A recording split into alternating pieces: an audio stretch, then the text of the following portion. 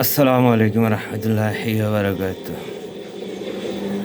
Fascist সরকার শেখ হাসিনা পতনের পর থেকে এখন পর্যন্ত আমরা যারা নির্বাচন বলেই দেশটাকে চাঙ্গা করে ফেলেছি।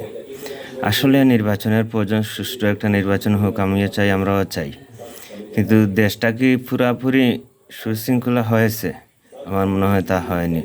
Doctor Mohammad professor Yunus sir পরিপূর্ণ একটি সুন্দর সমাজ প্রতিষ্ঠার লক্ষ্য নিয়ে আপনি এই কাজটা করে যাবেন। আপনি ইস্তফা দেবে কি না তা হচ্ছে পরের বিষয়, কারণ এই দেশ জিম্মি হয়ে কারো কাছে থাকুক তা আমরা কেউ চাইনি, আমিও চাই না।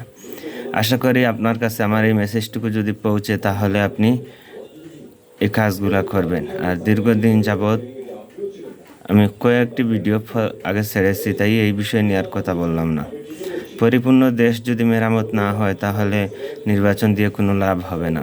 প্রত্যেকটি শাখা প্রশাখাকে খুঁজিয়ে স্তরে স্তরে তা বের করে তারপর নির্বাচন দিন। দেশ থেকে যারা অর্থ পাচার করেছে সেই পাচারকৃত টাকাগুলো দেশে এনে দেশের উন্নয়নের ব্যবস্থার কাজে ব্যবহার করুন।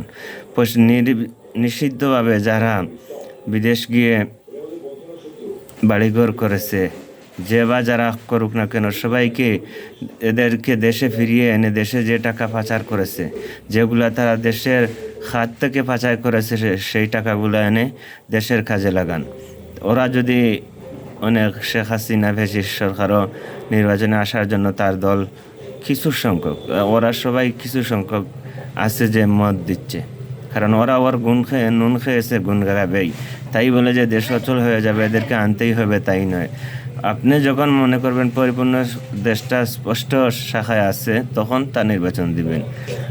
সাথে সাথে বলে শাহাবুদ্দিন চুপ্পু সাহেব রাষ্ট্রপতি, আপনি ওই দিকে চোখ রাখবেন। মহোদয় সেনা বাংলাদেশের উন্নয়ন প্রকল্প ও ঊর্ধ্বতন খাতে আছেন আপনি এই দিকে দৃষ্টি রাখবেন আশা করি।